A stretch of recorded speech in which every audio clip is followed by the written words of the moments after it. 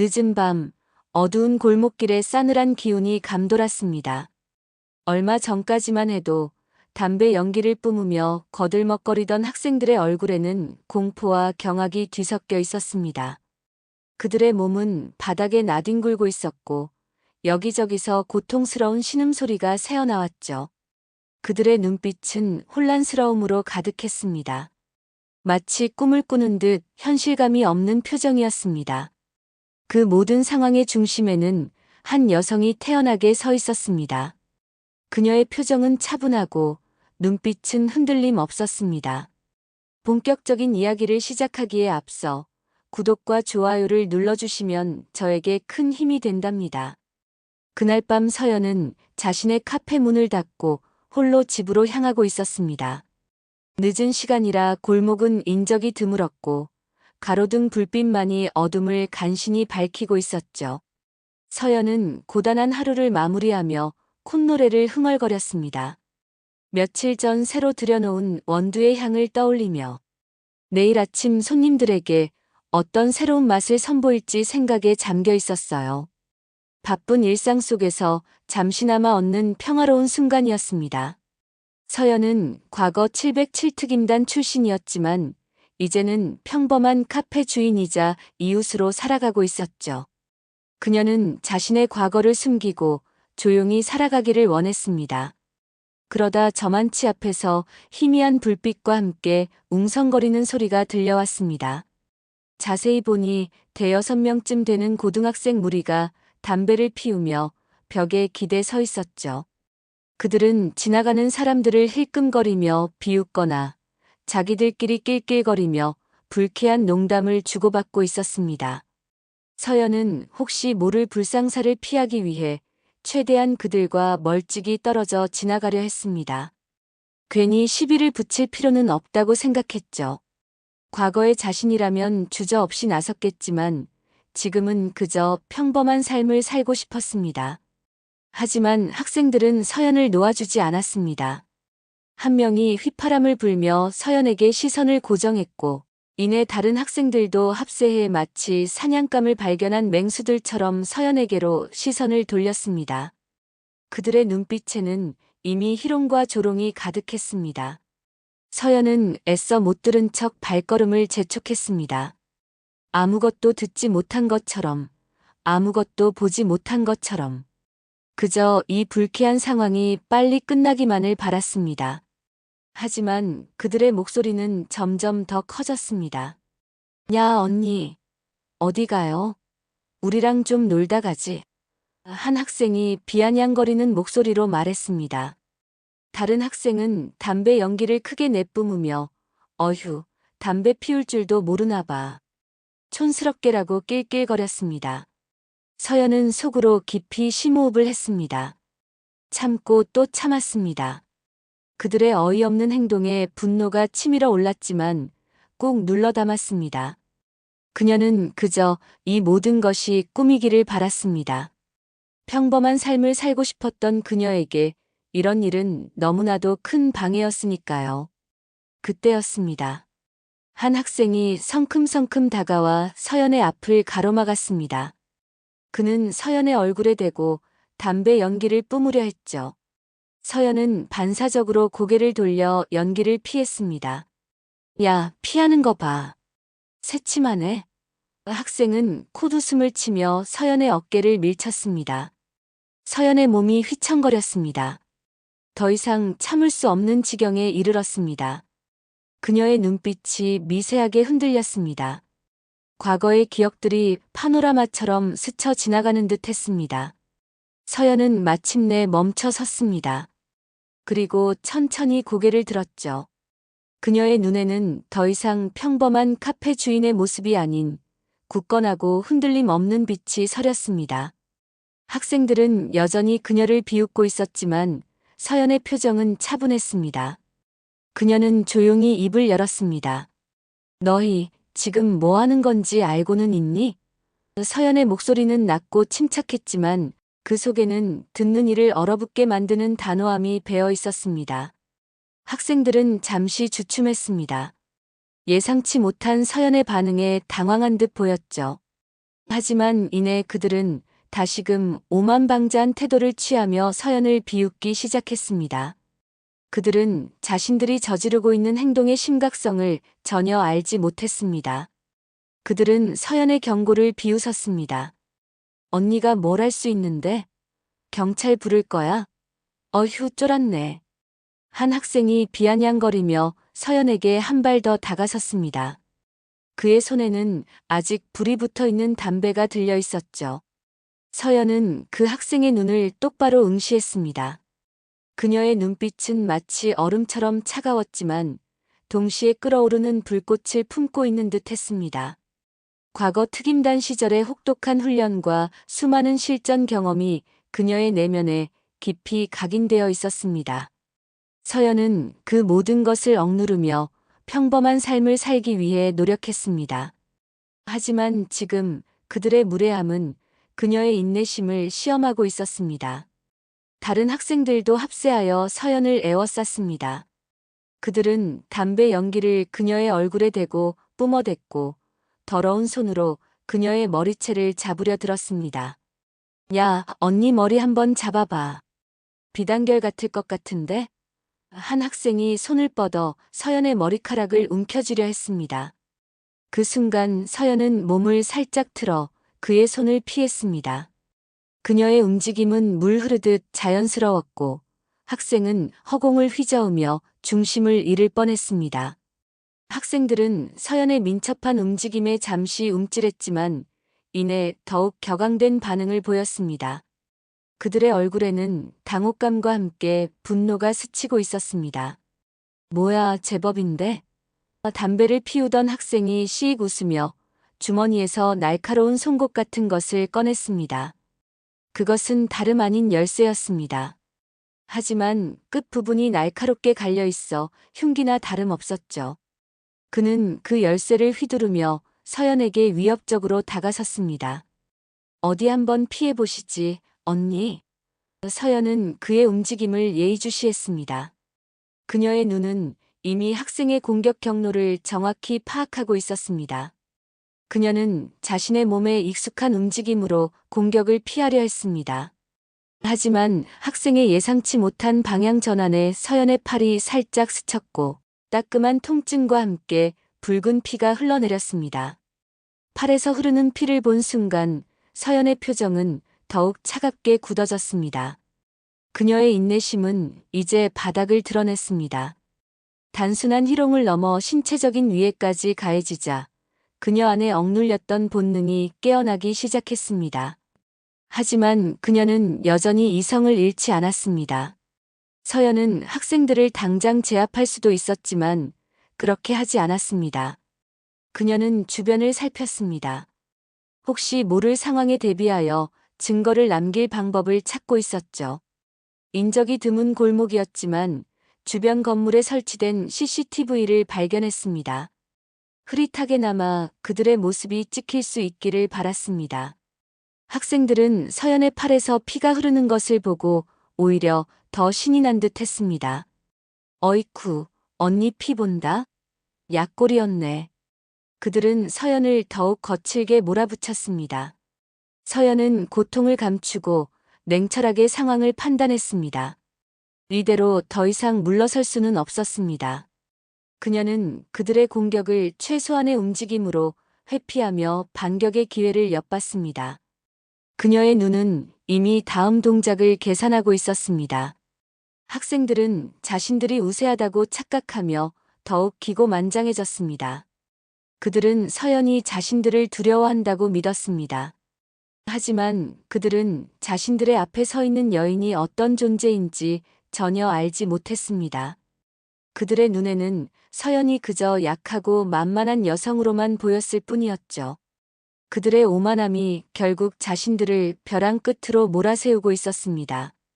서연은 더 이상 망설이지 않았습니다. 그녀의 눈빛은 마치 다른 사람처럼 변해 있었습니다. 과거 707 특임단에서 훈련받았던 시절의 냉철함과 강인함이 그녀의 온몸을 감쌌습니다. 학생들은 여전히 자신들이 상황을 주도하고 있다고 착각하며 서연에게 달려들었습니다. 한 학생이 서연의 어깨를 잡아채려 했고 다른 학생은 주머니에서 꺼낸 열쇠로 그녀의 옆구리를 찌르려 했습니다. 그들의 공격은 무모하고 예측 불가능했지만 서연에게는 한없이 느리게 보였습니다. 서연은 먼저 어깨를 잡으려던 학생의 손목을 가볍게 잡아 비틀었습니다. 크악! 학생은 고통에 찬 비명을 지르며 손을 놓쳤습니다. 서연은 그 팔을 그대로 이용해 학생의 균형을 무너뜨렸고 학생은 그대로 바닥에 엉덩방아를 찧으며 쓰러졌습니다. 순식간에 벌어진 일에 다른 학생들은 당황했습니다. 그들은 자신들의 눈앞에서 벌어진 상황을 믿을 수 없다는 표정을 지었습니다. 서연은 쓰러진 학생을 거들떠보지도 않고 열쇠를 든 학생에게 시선을 돌렸습니다. 열쇠를 든 학생은 서연의 눈빛에 겁을 먹은 듯 주춤했지만 자존심 때문인지 다시 열쇠를 휘두르며 달려들었습니다. 서연은 그의 공격을 팔로 막아냈습니다. 열쇠의 날카로운 끝이 그녀의 팔에 닿았지만 그녀는 미동조차 하지 않았습니다. 오히려 그 학생의 손목을 낚아채 그대로 꺾었습니다. 으붓! 학생은 고통에 몸부림치며 열쇠를 떨어뜨렸습니다. 서연은 그 학생의 어깨를 밀쳐내 벽에 부딪히게 만들었고 학생은 힘없이 주저앉았습니다. 이제 남은 학생들은 3명이었습니다. 그들은 서연의 압도적인 실력에 겁을 먹었는지 한 발짝 물러서서 서로의 눈치를 살폈습니다. 하지만 곧 그들은 자신들이 다수라는 점을 이용하기로 했습니다. 야, 다 같이 덮쳐. 한 학생이 소리치자 남은 3명이 동시에 서연에게 달려들었습니다. 서연은 그들의 공격을 침착하게 받아냈습니다. 그녀는 주먹을 쥐고 휘두르는 학생의 팔을 잡고 몸을 돌려 그의 팔을 뒤로 꺾었습니다. 학생은 자신의 팔이 부러지는 듯한 고통에 신음했습니다. 다른 두 학생이 서연의 다리를 걸고 넘어뜨리려 했지만 서연은 이미 그들의 움직임을 예상하고 있었습니다. 그녀는 한 발을 뒤로 빼며 무게 중심을 이동했고 다른 발로 한 학생의 정강이를 정확히 찼습니다. 끄악! 정강이를 맞은 학생은 그대로 쓰러져 무릎을 부여잡고 고통스러워했습니다. 마지막 남은 학생은 겁에 질려 뒷걸음질 쳤습니다. 그는 주머니에서 담배 한 개비를 꺼내 입에 물었지만 그의 손은 심하게 떨리고 있었습니다. 서연은 천천히 그 학생에게 다가갔습니다. 학생은 공포에 질린 눈으로 서연을 바라봤습니다. 그는 담배에 불을 붙이려 했지만 손이 너무 떨려 라이터를 켤 수 없었습니다. 서연은 그의 손을 부드럽게 잡았습니다. 학생은 소스라치게 놀라 손을 빼려 했지만 서연의 손아귀는 단단했습니다. 서연은 그의 손에 쥐어있던 담배를 응시했습니다. 담배는 아직 불이 붙지 않은 상태였습니다. 서연은 학생의 손에 쥐어있던 담배를 빼앗아 바닥에 던지고 발로 짓밟았습니다. 그리고는 나직하지만 단호한 목소리로 말했습니다. 다시는 이런 짓 하지 마. 내가 피운 담배 연기, 내가 다 마시게 될 거야. 서연의 눈빛은 마치 그들의 영혼을 꿰뚫어보는 듯 차가웠습니다. 학생들은 이제 완전히 제압당했습니다. 그들은 더 이상 저항할 생각조차 하지 못했습니다. 바닥에 쓰러진 학생들은 고통과 공포에 질려 신음하고 있었고 마지막까지 서 있던 학생은 두려움에 떨며 서연의 눈치를 살폈습니다. 그들의 오만하고 건방졌던 태도는 온데간데 없이 사라지고 이제는 순전히 겁에 질린 아이들의 모습만 남아 있었습니다. 서연은 그들을 내려다보며 차가운 목소리로 다시 한번 말했습니다. 내가 다시 이런 모습을 보게 되면 그때는 지금처럼 곱게 넘어가지 않을 거야. 학생들은 일제히 고개를 끄덕였습니다. 그들은 살려달라는 듯이 빌기 시작했습니다. 잘못했어요, 언니. 다시는 안 그럴게요.